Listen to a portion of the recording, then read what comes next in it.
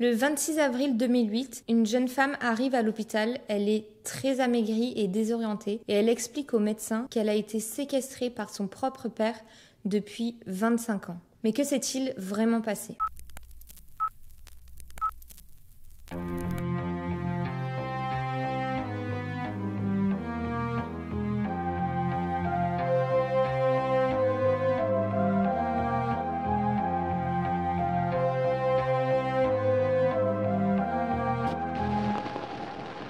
Bienvenue à tous dans cette nouvelle vidéo. Aujourd'hui, je vais vous parler de l'histoire d'Elisabeth Fritzl. Donc, c'est une jeune fille qui a été séquestrée et violée par son propre père durant 25 longues années. Cette histoire se passe en Autriche. La famille Fritzl est une famille qui est considérée comme tout à fait normale d'après les témoignages des voisins. Les parents sont assez aisés et les enfants sont très bien éduqués. La réalité est tout autre, les enfants vivent vraiment sous une pression de la part de leur père qui est très sévère et qui les bat assez régulièrement. Le père, qui se nomme Joseph, il est né en 1935, donc durant l'entre-deux-guerres. C'est un enfant qui était très compliqué. Il est né dans une pauvreté extrême et durant son enfance, il sera régulièrement battu par sa mère. Durant son adolescence, il est très rapidement considéré comme un pervers sexuel.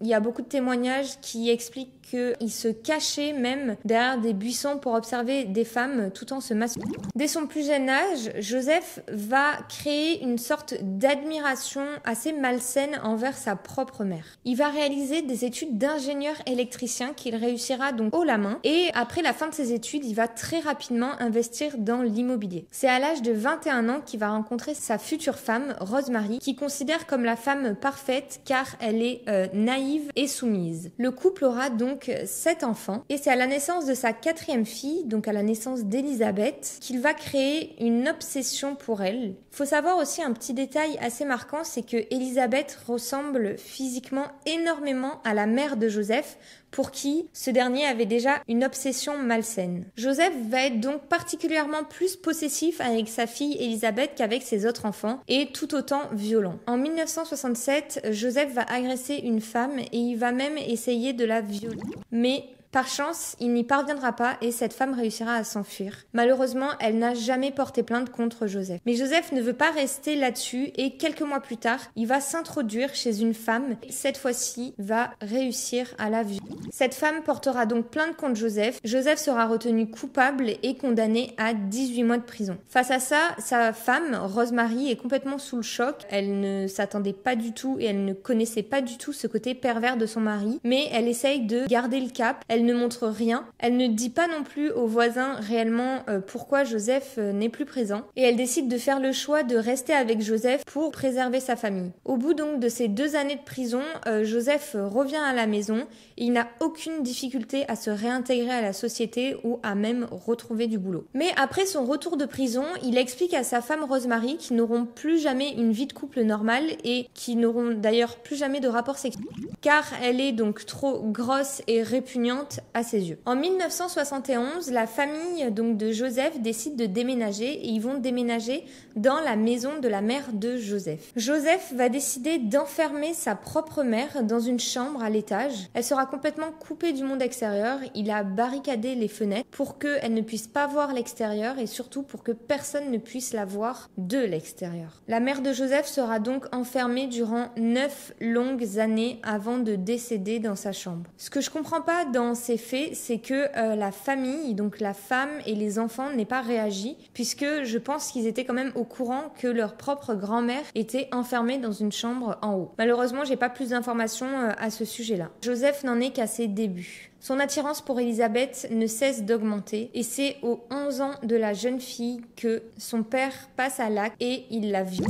C'est à partir de ce moment-là où Elisabeth sera abusée par son propre père quotidiennement. De l'autre côté, la famille d'Elisabeth ne voit rien et ne se doute de rien parce que le père est quelqu'un de très manipulateur et il arrive toujours à faire ça quand personne n'est à la maison. À partir de ce moment-là, c'est la descente aux enfers pour Elisabeth, qui n'a que 11 ans. De plus, il faut savoir que Joseph possédait un hôtel dans une autre ville et que que tous les étés, la mère d'Elisabeth, donc la femme de Joseph, allait travailler 3 mois consécutifs dans cet hôtel. Elisabeth racontera plus tard que c'était les pires moments de l'année parce que c'est là où elle se retrouvait le plus souvent seule avec son père et c'est là où il abusait quotidiennement d'elle et même des fois plusieurs fois par jour. À côté de ça, Joseph continue d'être très possessif avec elle. Il contrôle tout, sa manière de s'habiller, ses fréquentations.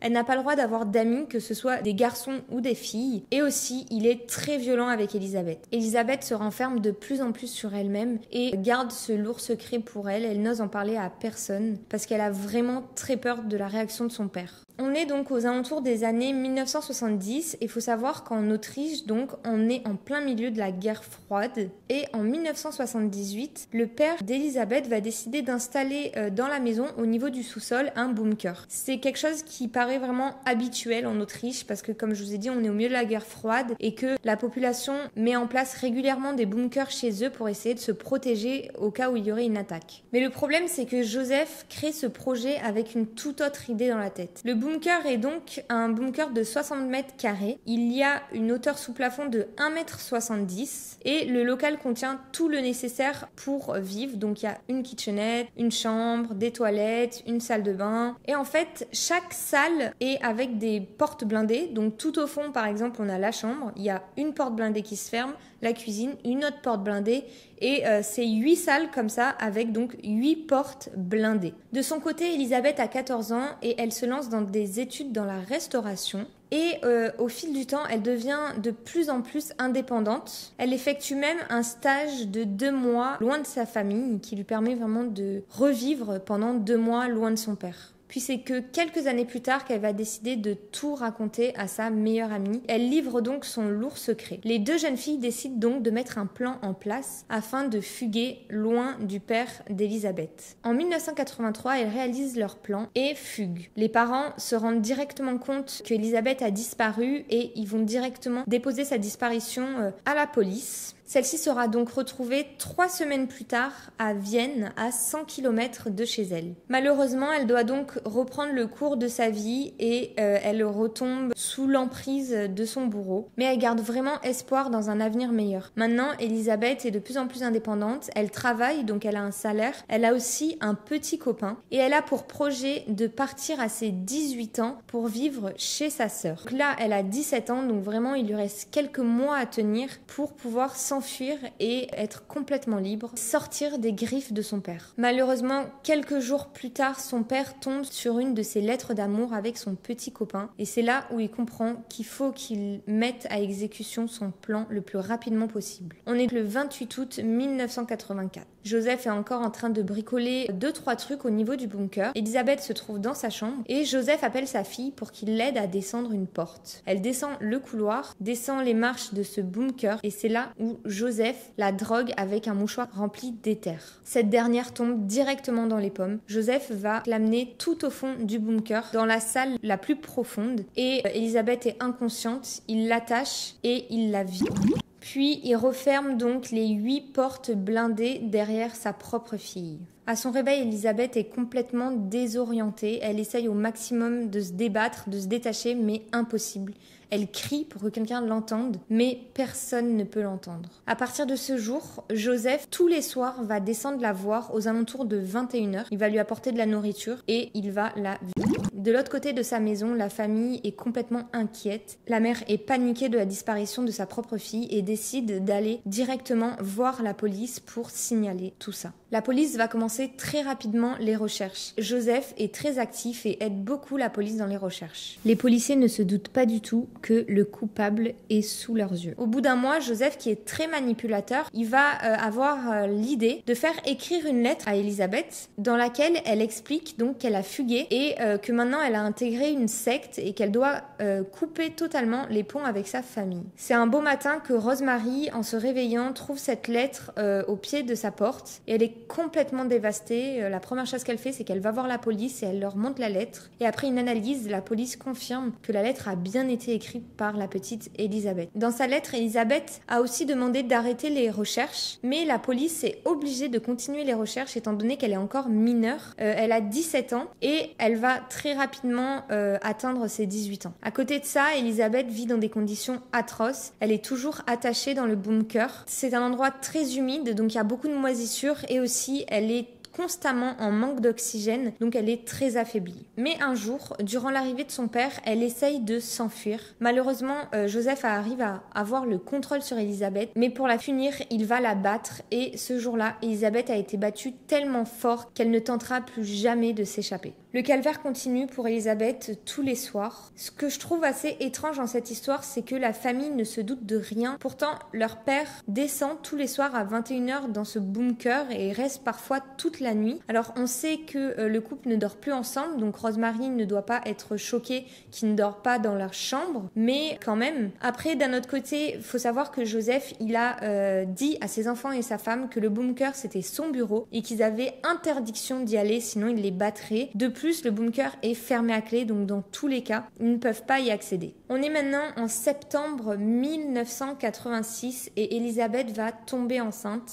et faire une fausse couche et Joseph va énormément lui en vouloir d'avoir fait une fausse couche. À partir de là, Elisabeth tombe en dépression. À côté de ça, Joseph Fritzl fréquente énormément de prostituées et fait des demandes toutes particulières. Notamment, parfois même, il demande aux prostituées de faire la morte durant les rapports sexuels. Ensuite, on peut noter aussi que durant un voyage en Thaïlande, Joseph Fritzl a eu des rapports sexuels avec des jeunes adolescents, filles et garçons. Mais encore une fois, la famille ne voit pas tout ce côté sombre de Joseph. En 1988, Elisabeth tombe de nouveau enceinte et cette fois, elle va accoucher seule de sa première fille qu'elle appellera Kirsten. Ensuite, en 1989, elle tombe enceinte de son deuxième enfant qu'elle appellera Stéphane. Son calvaire continue quotidiennement, mais cette fois-ci, elle ne supporte plus que son père la viole devant ses propres enfants. Donc, elle supplie son père pour qu'il lui ouvre une deuxième porte du bunker et qu'ils aient en fait accès à 2 salles. Joseph accepte. En 1992,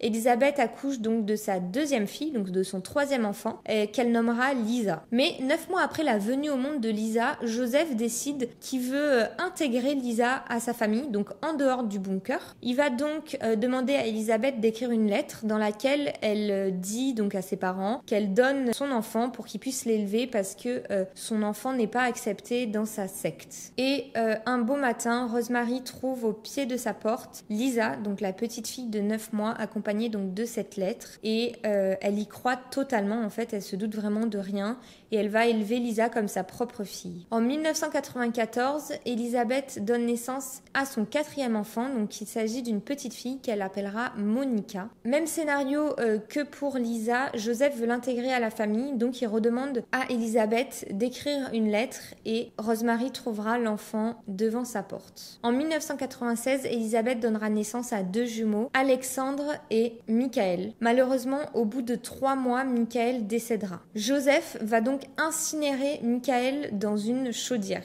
Donc il attend le soir que toute la famille soit couchée et il va donc incinérer le corps de Michael. On est maintenant le 16 décembre 2002 et Elisabeth donne naissance à Félix qui sera son dernier enfant. Elle vit toujours dans ce bunker dans les mêmes conditions depuis maintenant 18 ans. Ses enfants, eux, continuent de grandir sans vraiment connaître la vraie vie. Ils n'ont jamais vu la lumière. Mais Elisabeth n'expliquera jamais à ses enfants qui sont en fait séquestrés et enfermés. Elle essaye de les élever en leur expliquant que ça c'est une vie normale et elle dédramatise tout. C'est d'ailleurs un point qui est super bien repris dans le film Room, qui est un film qui s'est un peu inspiré de l'histoire d'Elisabeth Fritzl et vraiment dans ce film on voit à quel point la mère essaye de dédramatiser la situation de l'enfant, mais le gros souci c'est que même si Elisabeth fait de son mieux, la santé de ses enfants ne va pas, ils ont énormément de carences. On a par exemple Stephen qui est très grand, mais comme le bunker fait que 1m70 de haut, il a vraiment pris l'habitude l'habitude de marcher constamment courbé. Donc il a de gros problèmes au niveau du dos. Le 19 avril 2008, Kirsten tombe malade. Faut savoir qu'à ce moment-là, elle a 19 ans, donc ça fait 19 ans qu'elle vit dans le bunker et elle a jamais vu autre chose. Elle a donc une grippe qui ne fait que s'empirer parce qu'elle a avant tout un système immunitaire très faible, mais aussi qu'elle ne prend aucun médicament pour l'aider. Elizabeth va donc supplier son père pour qu'il amène Kirsten à l'hôpital pour qu'elle puisse se faire soigner, mais Joseph va refuser. D'ailleurs, petite parenthèse, là il y a quand même Elizabeth et plusieurs enfants dans le bunker, donc je me dis Joseph tous les soirs quand il s'y rendait, il devait amener une énorme quantité de nourriture pour nourrir tout le monde, et je me demande comment vraiment la mère d'Elizabeth ne s'est pas rendue compte de ça au niveau de la diminution de la nourriture ou quoi. Mais bon, donc Kirsten est malade, Joseph refuse de l'amener à l'hôpital et en fait elle va faire une crise.